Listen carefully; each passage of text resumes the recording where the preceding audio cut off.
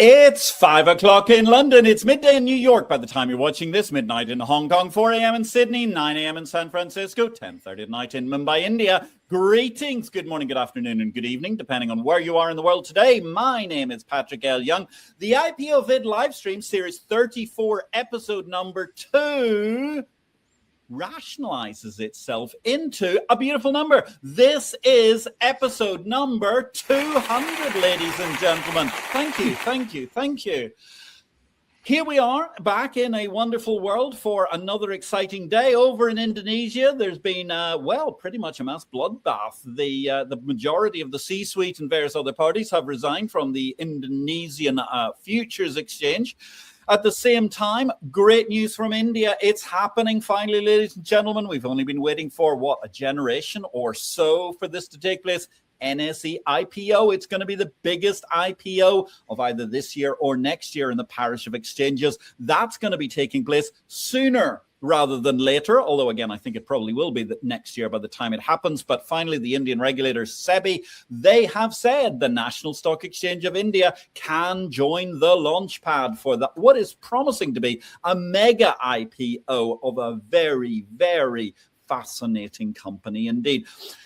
Meanwhile, some great news from our friends at NASDAQ and also Japan's Osaka Exchange, part of the JPX group. They're adopting NASDAQ Eclipse trading and surveillance technology for their next generation derivatives platform. They've been on NASDAQ technology for quite a while. Now they're going to be going to the super fast, mega, incredible stuff for, what else but a total eclipse of their trading system. How appropriate to have announced that over February's full moon. That highly competitive race, it leads elegantly, ladies and gentlemen, into our little NASDAQ sponsored segment today. Pay attention. This is a really, really cool thing to be watching for because investor appetite for Asia is rising, but post-trade friction is holding markets back.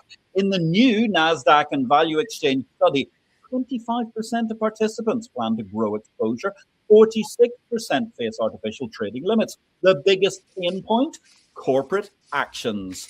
60% report higher error rates and 39% of platforms are still legacy. The fix is clear. Harmonize rules, standardize workflows, modernize technology in order to unlock efficiencies in settlement and corporate actions.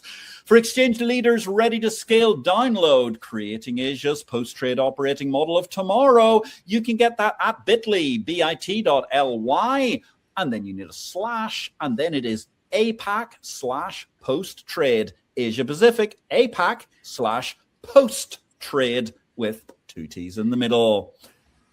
That's on our screen as well, if you happen to be not watching this as a podcast version. Today, ladies and gentlemen, for our 200th episode, we've got a fantastic panel lined up. We are waiting for Mark Bettis. Unfortunately, he's not been able to join us so far this morning, hoping he's going to be with us before the time we get to the end of this show. This show is being recorded, incidentally, a couple of days in advance of being shown due to the simply frenzied excitement there is in the world out there and everybody's diaries proving difficult to mesh in real time.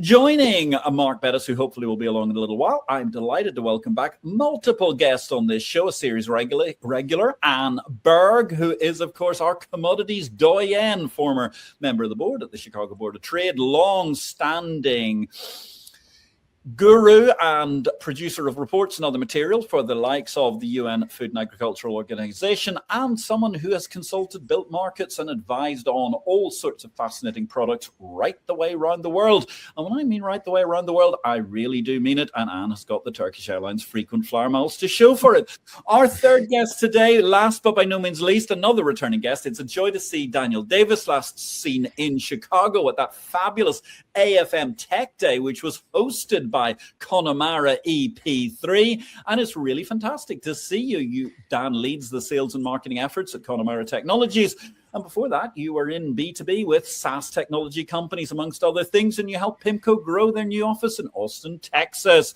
with roles in the strategy and sales groups. Nowadays immersed in the wondrous parish of exchanges. It's a joy to welcome you all here today, ladies and gentlemen. Now, look, here's what I want to talk about today. I think, as an overall overarching thesis, we joined this in about 2019, 2020. People started talking about this. Could this be the roaring 20s, a decade of optimism, of hope, of incredible economic growth, amazing things happen? Then COVID. suddenly the Roaring Twenties narrative dropped away. However, here's the thing. If you look at what happened in the 1920s, ultimately what was going on there was that we saw an incredible stock market crash. Not a lot of people remember this, but after 1907, 1920 was pretty much the biggie that had ever been seen before, of course, 1929 wiped that all away in the record books.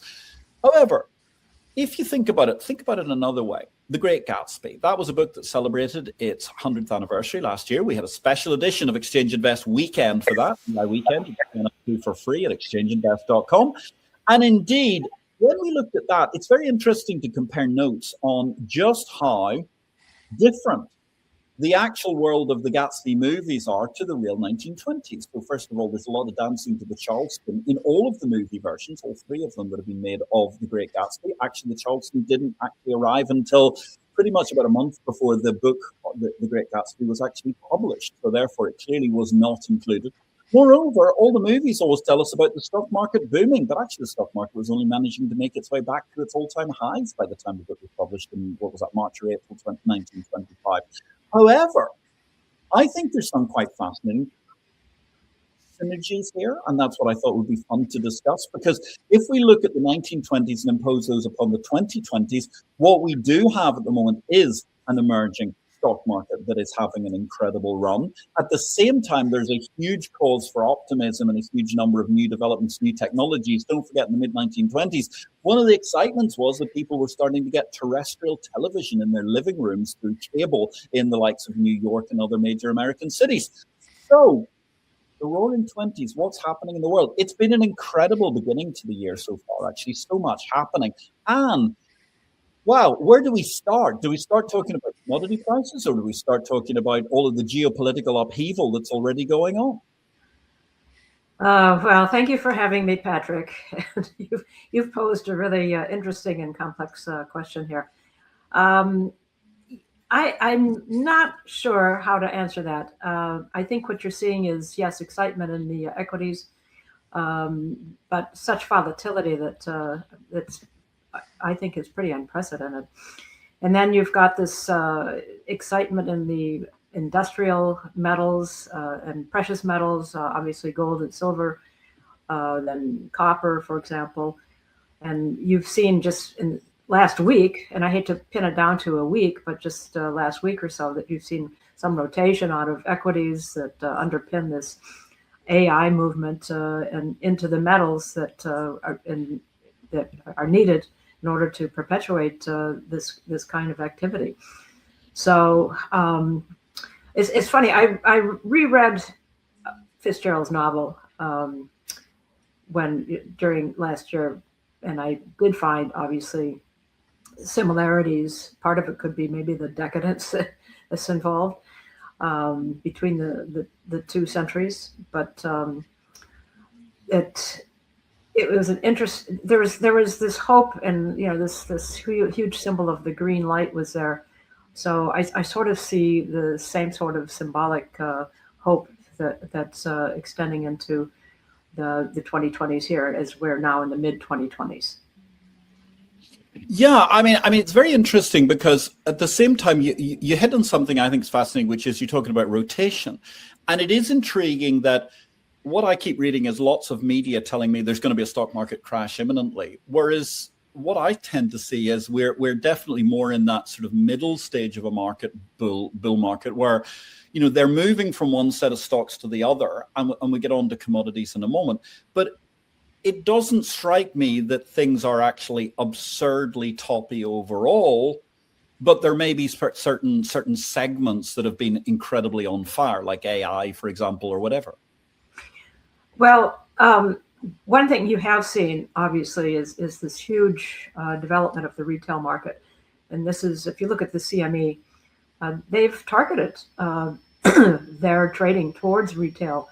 And they've seen, as you reported in your last letter, that they've seen a huge uptick in this smaller segment as opposed to institutional activity. So that in itself is something that I haven't anticipated, but I mean, I should have, just because, yes, there's more connectivity. There's connectivity with information so that the average investor now has information that was only available to the upper tiers of the investment, the institutional investors. So you're seeing that grow, but with that, you're also seeing, again, I think this huge volatility. You're seeing this shakeout in Bitcoin and in gold and silver. It's just unbelievable to me. Yeah, it's really interesting what we've been having there. And we'll come back to that in a second, I think, because Dan, I mean, you obviously must have a very interesting view here. I'm not asking you to give away trade secrets, but you're developing systems with Connemara EP3, you're delivering to clients, and you've got clients who are all pretty much at the cutting, if not the bleeding edge of new products, but they're in an entire gamut, the range from highly retail and one might say highly speculative all the way through to retail and institutional, lots of what we all love to see in derivatives markets, lots of risk transfer and related issues. It's a fascinating time for the development of these products, isn't it?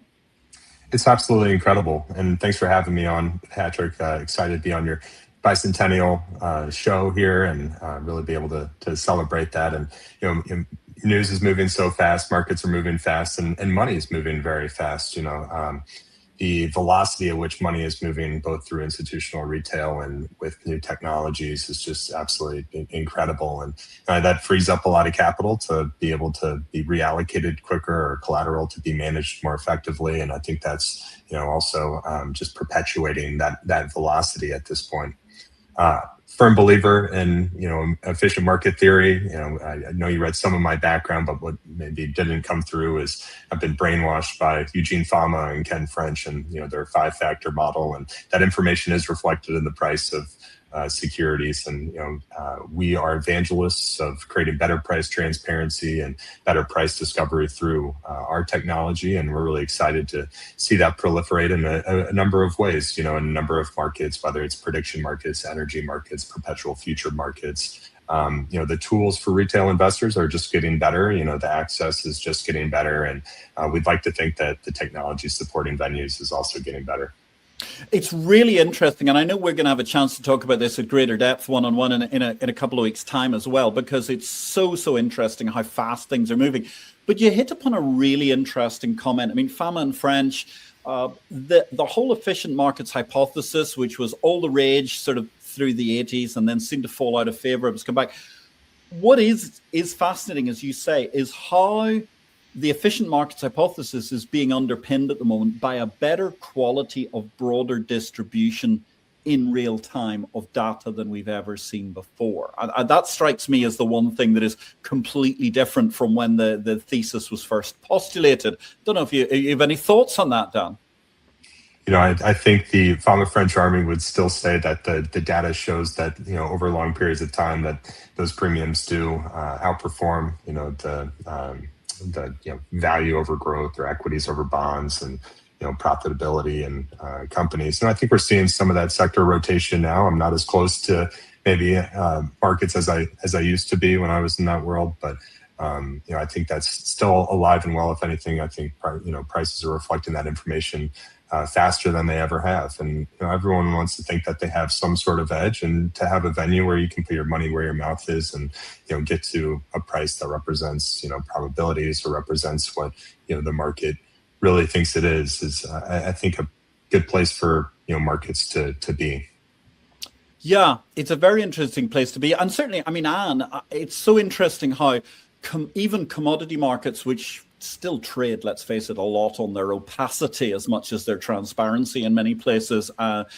It's interesting, you look at like shipping technology and so on, and how that's able to monitor where all the ships are in the ocean at any one point in time, which has given us a whole new ability to see where literally the flows of commodities are, which was something that I can remember in my early career a few decades ago, that there would be allegedly oil firms who would turn off their trackers when they were outside of ports and nobody knew where the ship was. And then once they got the oil to go the right way, they drop it in. Still happening. There's the quote unquote ghost oil fleet, of course, that everyone knows about. So that's still part of the system right now. But no, you're right. There's a lot more tools available, and as Dan says also, that are available just to the individual But what I do see is the same pattern that I used to witness.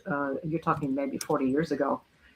That that still takes place in these commodity markets, which is that you've got the in the loop traders who see things first, obviously, and then that's followed by some more informed, but not as informed as the institutional traders.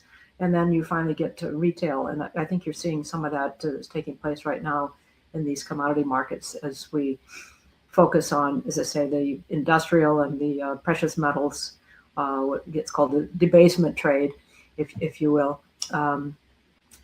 Because in part, there's been this story of this weak dollar, which I dispute in the sense that the dollar index at 96 or 97 is not particularly weak. We've seen it down during the George W. Bush presidency. I think we saw the dollar drop to 0.70. And not only that, the dollar index, if I may talk about this, is I think it's an antiquated index to begin with, because 57% of that index is against the euro. And then you drop down to the teens to the British pound and the Canadian dollar, and you've got a little bit of Swedish krone, which I don't think anybody has in their wallet. I have some in my desk because I've been to Stockholm. And then the Swiss franc at 3%. So it's not particularly indicative of the dollar flows and financial flows that are in existence right now. No, I mean, it's a very good point, because, I mean, even that doesn't reflect remotely the makeup of central bank reserves, because the euro is what, barely about 20-something%, if I remember correctly, of central bank reserves these days. Right, exactly. And I don't think that is there anybody who actually believes that some country is going to go back to the gold standard? I mean, it's Keynes said it's a straitjacket. It does not allow for any sort of credit and debt creation, and that's been the bane of these countries, is that they've completely overindulged in borrowing from the future and debasing their currencies. I mean, you look at we talked about Turkey here. It's 10 years ago. Let's see, 2005 rather. So 20 years ago, it was 1.6 to the dollar. It went down to par with the dollar, and now it's at 40.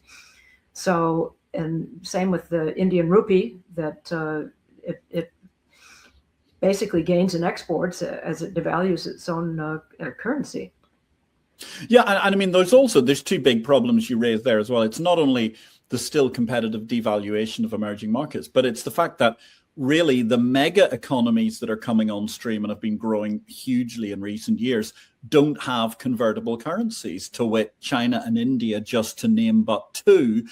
And that therefore makes it incredibly difficult to actually have a dollar index, simply because there is not a proper functioning fungible market as we've been used to on cable or dollar euro or dollar yen for the course of the last 70 years. You don't hear that much about a BRICS currency anymore. And no. Happened with India and Russia, as Russia was selling oil to India, that Russia had a stockpile of rupees in the Indian banks, and now, because they cannot really repatriate them and get what they would consider decent value out of them, they're simply reinvesting them into Indian equities and other types of investments.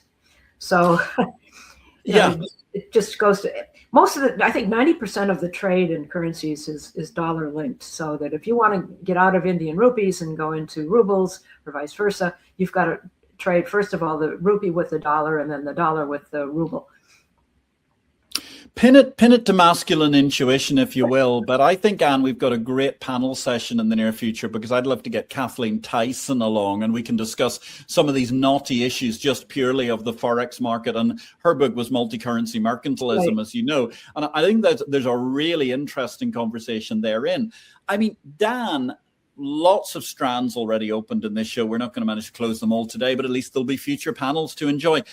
What about, I mean, the money question and the roaring 20s, etc. I mean, the roaring 20s is really associated with the first mega rise of the US dollar in terms of becoming a global currency at the same time as Europe atrophied. Well, plus ça change there.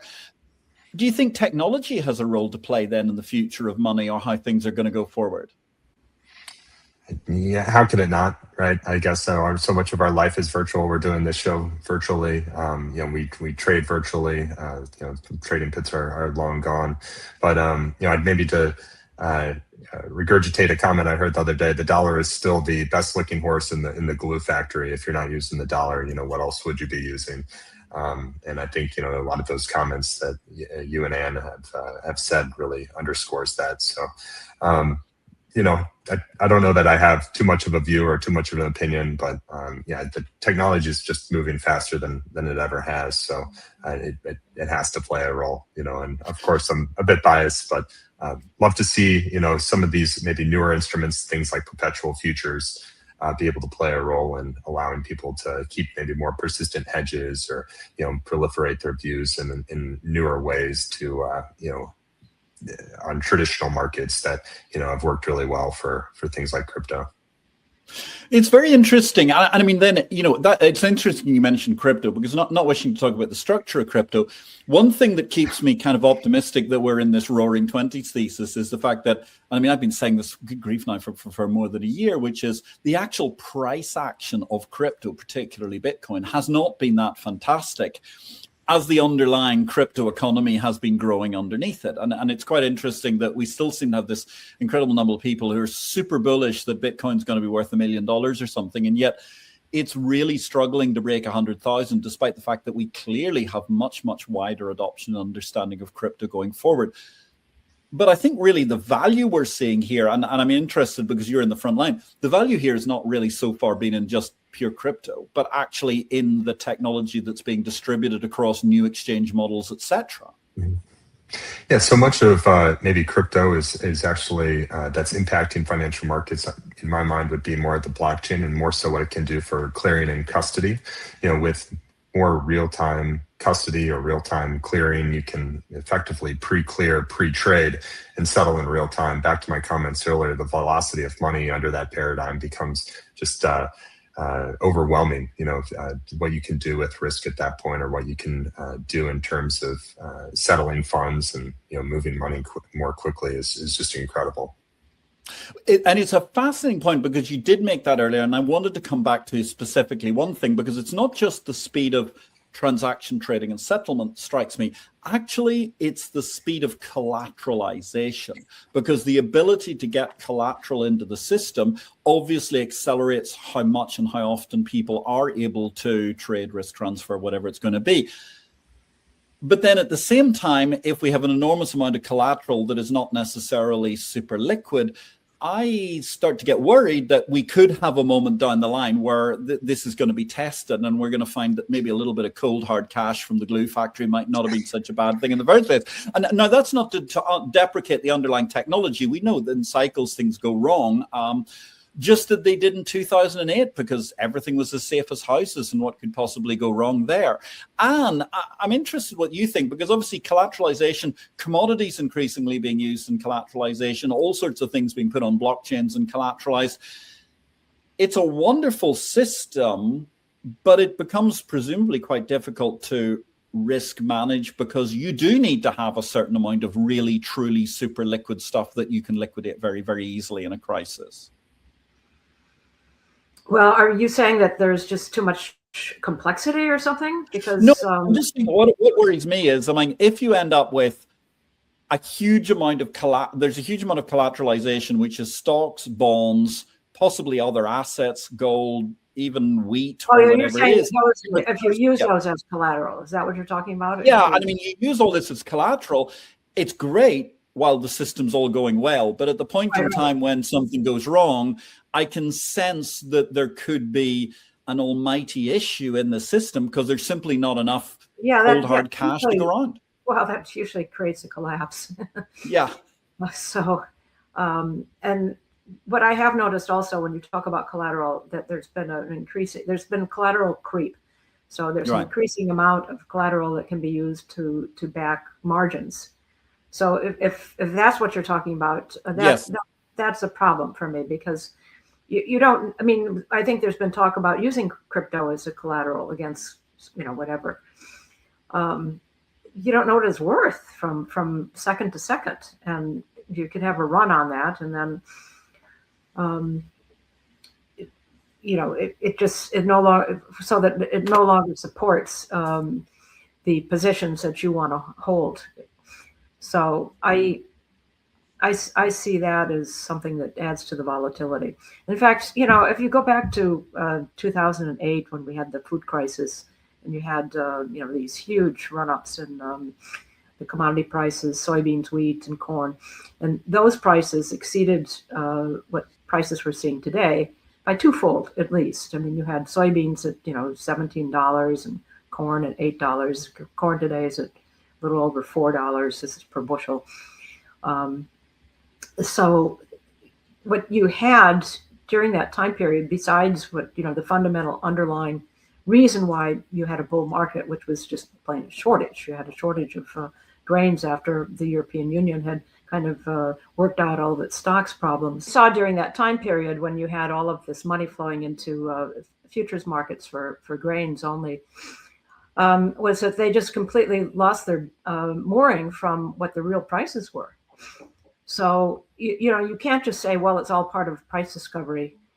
Sometimes price discovery goes a little crazy because you've got, an influx of new money that was never there before. So, for example, wheat was trading at $12 a bushel on the Board of Trade contract, but the farmer was only getting $6. So the farmer would go to the bank and say, well, I've got a margin call because I hedged my wheat at $6. It's now 12. I need some money. And the bank said, forget it, because the cash market is not following.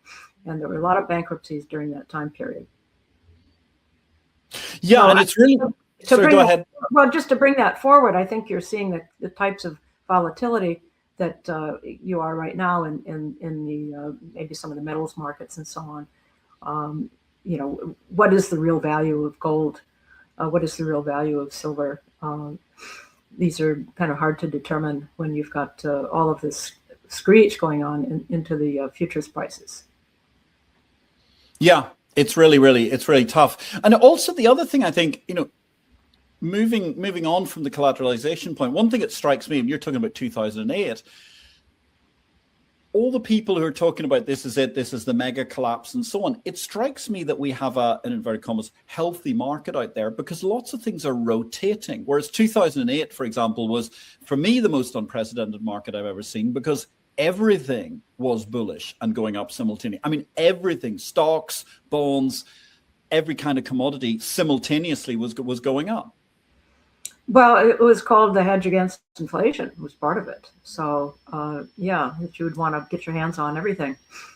That included, the raw materials. And, you're very right on that. And all of these tracking funds that developed during that time, they tracked all commodities. And then there was a kind of a divergence among the commodities, so that when they came back to ground again, to say, well, maybe corn and crude oil and copper shouldn't be moving all at the same time. They've got their own fundamentals. And then you've got right now a differentiation among the various commodity groups and actual commodities, where, you've got cocoa that has run out of supplies. You've got too much wheat, way too much wheat, because it's either being produced in Russia or the Ukraine, or the Polish farmers they're still angry over the amount of commodities and Ukrainian agricultural products that come into the Polish sovereign nation. So that's been just a real, bottom clinging commodity, along with corn and soybeans. Yeah, quite fascinating altogether. I mean, Dan, it's interesting in your world, because you've been developing some quite fascinating pricing structures recently right across the board. What sort of trends are you seeing? What do you think is particularly interesting about the way we're working in the current market space? Yeah, I can't comment as much on 2008. I think I was in 7th grade when that happened. So I'd maybe have other things that I'd think of, maybe more about geometry or algebra at that time. But in the current market space, it's I think Anne would probably even say that, and yourself would say that we're seeing much of what we might have seen during that time, or even before that time, where there were instruments that were being revitalized, or a different type of lipstick put on it, or sort of restructured. And we're seeing that with things like perpetual futures now. I mean, even prediction markets, your history there, and with InTrade, I'm still waiting for the movie to come out. But a lot of these newer instruments we're seeing maybe aren't new as far as the thinking behind it, as much as just the ability for it to really resonate with people that want to participate in their personal economy, or the institutional players that really haven't had access to these markets. You think about power nowadays, and just how much power AI data centers are using, or battery operators, and how do they hedge their exposure to that sort of asset class. We have a great customer, Electronics, that's allowing those sorts of participants to really enter the market and provides them a hedge that they historically haven't had such simple access to. And I think some of the simplicity of these instruments, some of the just lends to that adoption by retail, of course, with all the technology that has also allowed them to have better connectivity and access to those types of instruments. But I think even some of the newer instruments that we're seeing are maybe more so sequels, or of a movie we've seen before.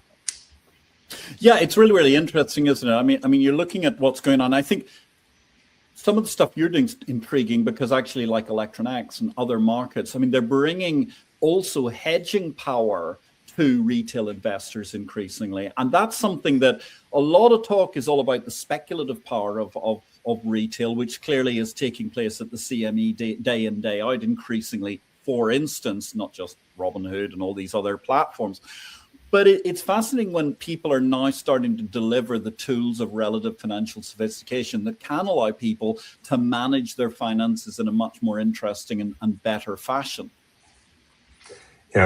So much of my generation is, prudent in how they invest. Low-cost index funds have been drilled into our brains, since a young age. And, I still invest that way. And I think, for the person that has exposure to certain asset classes that want to get a hedge, it's easier to do that now than it ever has been before. And if for people that want to speculate, it's easier to do that now than it ever has been before. But I still think a lot of this generation that's investing or speculating or hedging subscribes to low cost index funds and sort of passive, or a mix of passive and active. So, I think that's probably the larger undercurrent is passive investing, but just see new products out there for people to invest, that kind of more on the margins of, the risk that they have, or the excitement that they want to get out of speculating, I think is certainly there. It's interesting, and I totally agree with what you're saying, but also it's quite fun to speculate on the idea that right now everybody, or lots of people, are just going, it's really easy. All you do is buy some ETFs, track the index, and everything's going to be good because it's always been good like that. Well, I mean, they invented bread. We were talking about this before the show actually was recorded.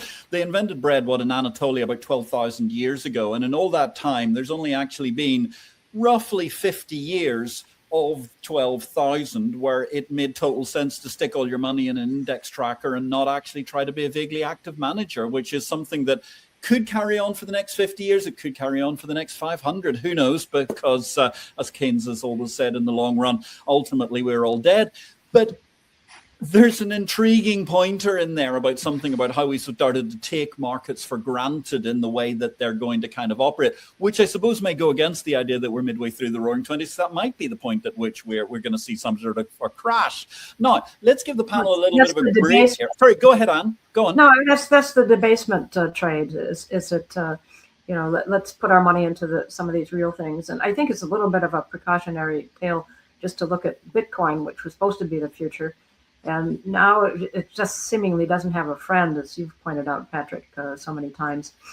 And things can reverse in ways that, nobody told me this would ever happen.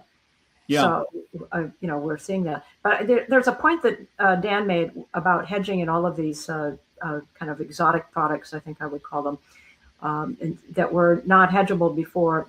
And what was done previously to hedge was simply increase margins, so that if you had,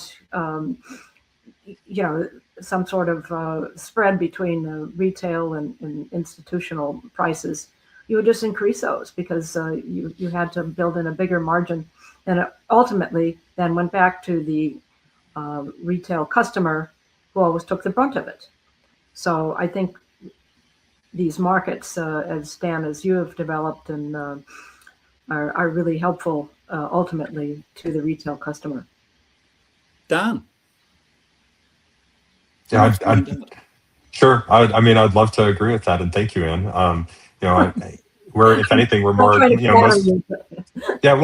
think we are most passionate about, kind of to that point, on being able to open access to instruments people haven't historically had access to, and to provide venues, the technology to venues to allow them to do that. So, in that sense, I think we're playing a small part in, moving that forward, and like I said, creating more, just price discovery as part of that. But there's still, I think, a long ways to go in terms of either that access or the discovery of prices, or, I saw an article this morning just about vibe coding, and I think retail is just going to become, more sophisticated in how they're vibe coding algorithms, or, becoming to look more like, sophisticated institutional investors. And, with that comes, more flows, and that'll, be interesting to see how some of that shakes out. And that's actually fascinating because, I can, looking at how over the course of the last 20 years, lots of things have been laughed at. Cloud computing, never going to happen. Everything will stay on-prem. Gamification of markets, not going to happen ever. Everything will, we know that went wrong. And then, as you say, vibe coding, all of that sort of no-code, low-code vibe coding movement is completely changing markets, because while it does not take away or detract from the need to have Connemara EP3 at scale to operate the actual marketplace, the truth is, if you're interacting on one node, there's a heck of a lot you can do right now with a huge amount of data in order to make yourself a more competitive trader. And that's great for everybody in the ecosystem. I couldn't agree more. On that point of heated agreement, we're going to go, ladies and gentlemen, to giving the panel a brief rest at this juncture. We've got Dan Davis, Head of Sales and Marketing for Connemara EP3. We've also got our commodities doyen, Ann Berg, alumna of the UNFAO, Chicago Board of Trade, and many, many other great commodity houses in between. And let's stick to commodities for a second, because let's talk about oil. Our Big World video for the week is talking about the oil map redrawn. Here I am today recording this from Grand Turk, and I can tell you, we had a few fast jets came overhead in the middle of the night a few weeks ago when President Maduro was being renditioned from the Socialist Bolivarian Republic of Venezuela to the Socialist Bolivarian Republic of Mamdani and the Southern District of New York. What does that mean, though, in terms of what's happening at the moment with the oil map redrawn? Here's a 1-minute video. Meanwhile, in Big World, I'll get into the specifics of the impact of Venezuela's regime change in due course. But first, it's worth considering how the Trump regime just removed one of the 3 top oil exporters who are not naturally sympathetic allies of the USA. The remaining duo are Russia and Iran. For more in Big World, like or follow. And actually, I'm going to slightly contradict myself, because that was made just soon after the Maduro rendition. What we have seen there is actually genius. It's not regime change in the old-fashioned American model. Effectively, the Chavistas are still in charge. But for those who are not in the know, well, the Saturday after Mr. Maduro disappeared off to the Southern District of New York, a large Hercules plane arrived at Caracas Airport full of electronic equipment and a number of Marines, and it promptly installed what I suspect was not just a new central heating system for the previously abandoned American embassy, but also rather a lot of surveillance and big data equipment, which means that the Bolivarian Republic may still be in existence, but it seems to me that they're somewhat more pro-America than they once were. Brings us neatly today to the book of the week this week, back to a finance book of the week, Other People's Money, The Real Business of Finance, by a great IPO-VID alumni. Watch that show when you get a chance, ladies and gentlemen. John Kay, he gave us a fascinating insight discussing how the finance sector needs to be reminded of its primary purpose. Oh, it sounds a little bit like Shades of Today, underlying or underpinning our Roaring Twenties thesis, that the money business is here to manage other people's money for the benefits of businesses and households. Main Street versus Wall Street writ large is an aberration when some of the finest mathematicals and scientific minds are tasked with devising algorithms for the sole purpose of exploiting the weakness of other algorithms for computerized trading in securities. To travel further down that road leads to ruin. You may not agree with Sir John Kay's thesis, but I got to tell you, it's a compelling book to listen to or to read, depending on what media you prefer your books in these days.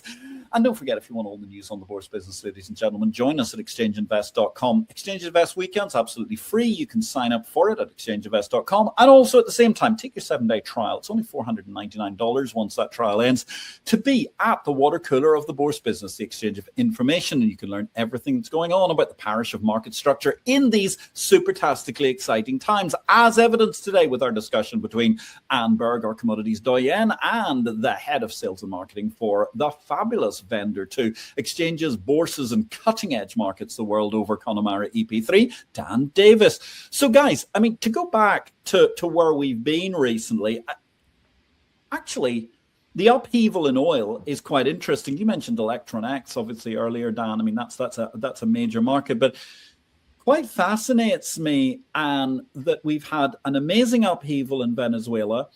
I don't want to speculate on what's going to happen in Iran, but it does seem to me that the Americans have parked a lot of hardware just around the borders of Iran, and it looks a bit like the military scenario of Meet the Fockers, with Robert De Niro going like this towards the mullahs, the Islamic regime. But certainly, I mean, you mentioned earlier on the fact of people talk about, oh my God, the dollar's so weak, and yet actually it's really nothing compared. I mean, it's a mere tiff compared to where we've been in the past history of the dollar, let alone Plaza Accord time, Louvre Accord time, or whatever.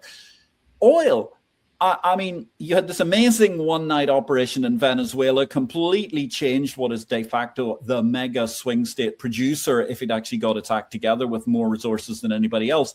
Now we've got Iran coming up, and yet the oil market seems to be remarkably subdued. I mean, we're not even anywhere near three-figure oil at the moment.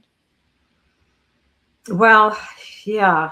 I guess you would say that, well, for one thing, the U.S. has completely changed the oil supply, and because of all of the fracking that's gone on and so on.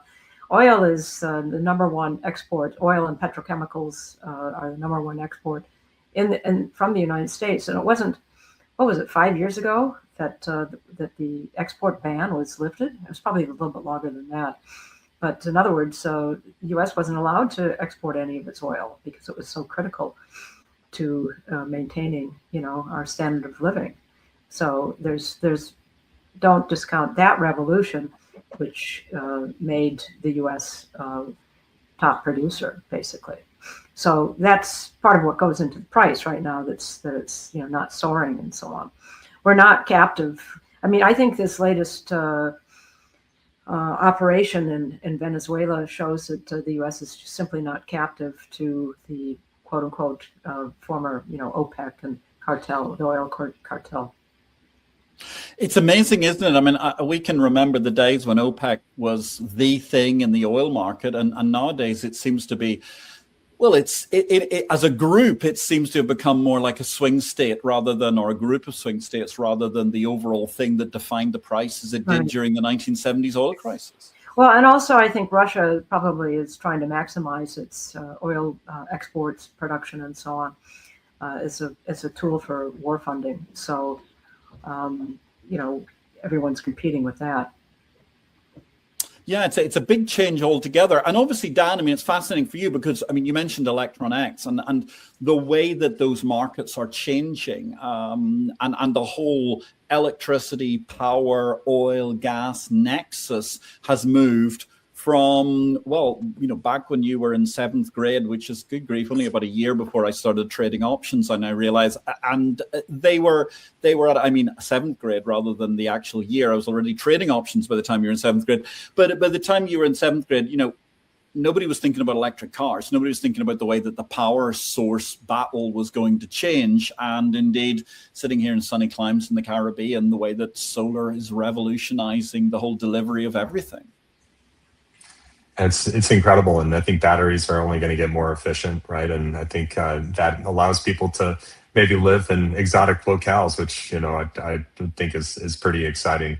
Down here in Texas, we're very flush with oil. To Ian's point, the shale revolution has just totally changed the way that people produce oil, the amount of oil that's here. And I've never seen oil in Texas above 3 or rarely above 3 and never above $4 a gallon. And might have to do some conversions for you there, but the price of other things has just absolutely skyrocketed, the cost of living for Americans. And, there should be more venues for people to either, hedge those or speculate those markets.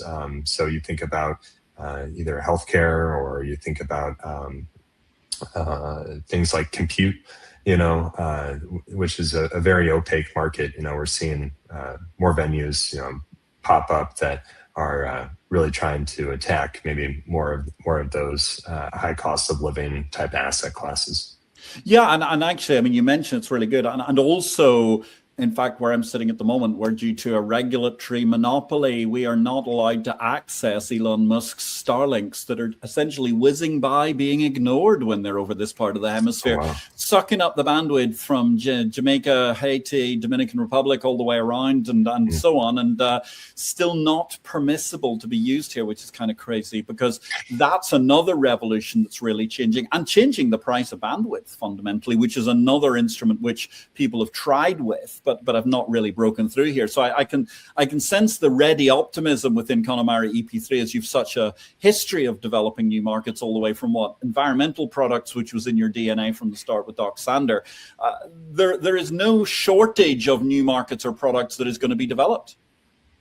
Not at all. I think Sandor, last time we saw him, said that space debris was next. I'm still trying to find the visionary behind that market, and would love to talk to them about developing that. But things like compute we are seeing, and maybe to your point on Starlink, how exciting was it when at the Association of Futures Market annual meeting last year in Nairobi to see and talk to people on the ground there that had just been turned on to what consider the modern day internet with Starlink, the Nairobi Securities Exchange has a massive goal to bring on more retail investors, and you see a very vibrant betting market already with what Starlink's done to people of Kenya and Nairobi, and to be able to bring those investors or bring their economy along and their citizens along with their economy, I think is really exciting. It was just incredible to talk to my taxi driver, and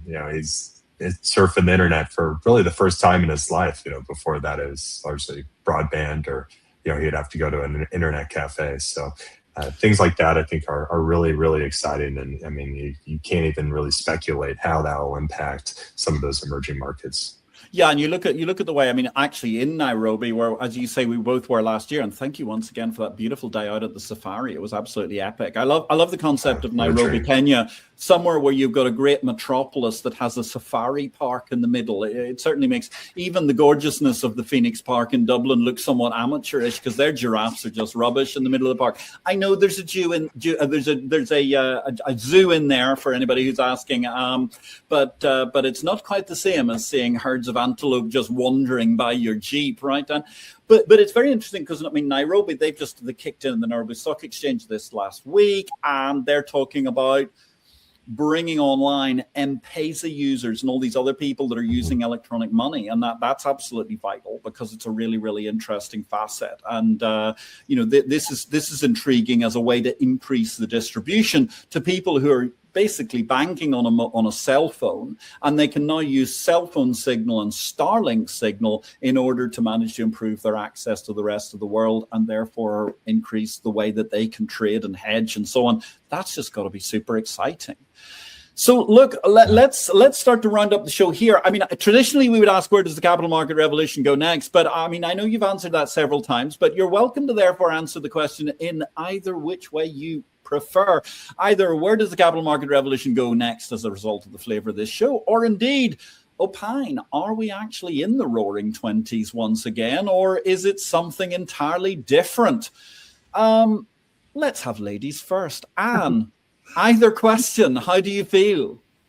You always try to get me into the most difficult positions here. I'm not sure, really. The roaring 20s, I see a lot of, if you want to talk about the market froths and maybe some decadence, I guess I have to throw in, then yes, I can sort of see that for today's market. I think there's an awful lot of, I hate to call them uninformed, but you've either got informed traders or you have uninformed traders, and the uninformed tend to follow, it's the fear of missing out, the FOMO trade, more than the other ones. They'll be quickly disillusioned from that, just because they won't be able to trade anymore if they lose enough money on certain things. And this is a market where I think unless you're really sophisticated, you're bound to lose money. I mean, if I'd been trading, I know I would have lost money, and I made a living trading for about 15 years. So I don't think that answers your question, Patrick, but I think that's about as far as I want to go in terms of that. But I do want to say that a lot of Dan's remarks about improving mankind and improving, the health of people and their participation in the financial realm is really spot on. That markets can really help to integrate people into a society, or improve their mental health, their physical health, and so on, and also their financial health. So I really applaud Dan and his thinking on this, and that's kind of my comment. Fantastic, and most interesting and erudite comment it has been, and thank you so much for joining this panel again this week. And Dan, let's leave the last word for you. Roaring 20s, capital market revolution, where we go next, whichever you wish to opine on. Well, as a efficient market student, I could not make a much of a forecast other than maybe around those premiums. But you can't predict the future. We know that, but you can certainly bet on the future now, which is awfully exciting for our company. And like I mentioned earlier, and Anne says, I mean, to see emerging markets becoming more developed and people get more access, I mean, it tickles us to be a part of that and to sort of be in the middle of it. Now there has to be a reckoning. To Anne's point, we've got a lot of overextended retail traders, and maybe dumb money chasing smart money. And you also have a lot of venues popping up. You saw the CFTC had five new DCM applicants in the month of January. Everyone wants their own exchange. Even Robinhood now has bought their own exchange. And you've seen just a tremendous amount of money move into these acquisitions and into investing in new platforms. And, it's going to be interesting just to see how all of it plays out and who really separates as a leader versus maybe who'll be left behind as a laggard in the parish. And on that magnificent, emollient, and fascinating note, which will stimulate us for some time to come, I want to say a huge thank you. We've been discussing the roaring 20s, and wow, what a huge realm we have managed to get through in the course of less than 1 hour, ladies and gentlemen. Thank you for watching this recording, which has involved our commodities doyen, Anne Berg, a woman of renown in the parish of exchanges, particularly on the commodity side, the magnificent Daniel Davis. Dan, it's been a joy to see you once again, talking about all sorts of aspects of the marketplace in and around your intriguing position, shaping the future through Connemara EP3 and your technology company. And I'm looking forward to welcoming you back next week, ladies and gentlemen. We've got another very, very exciting show coming then, which is going to involve our guest, Gary Norton, and he's going to be coming to us from Australia. It's going to be another recorded show. He's in Perth in Western Australia, and an established life floor veteran now who is very much involved in the world of digital market electronic trading. We're going to be discussing from sim to reality, profiting from floor skills with Gary. Only remains for me to say thank you very much for watching this, our 200th episode, ladies and gentlemen. What an incredible achievement that has been. I think that deserves another round of intense applause. Particularly our production team today. Thank you very much, AJ, Desiree, and Jamil, for making this such a smooth show, and especially our extra special wonderful guests returning this time, Dan Davis from Connemara EP3 and the redoubtable Anne Berg. We look forward to catching up with you again this time next week. Same place, same sources as usual. I wish you all a great week in life and markets. And don't forget, if you're missing us in the meantime, drop by exchangeinvest.com for the water cooler of the course business. Have a great week in life and markets.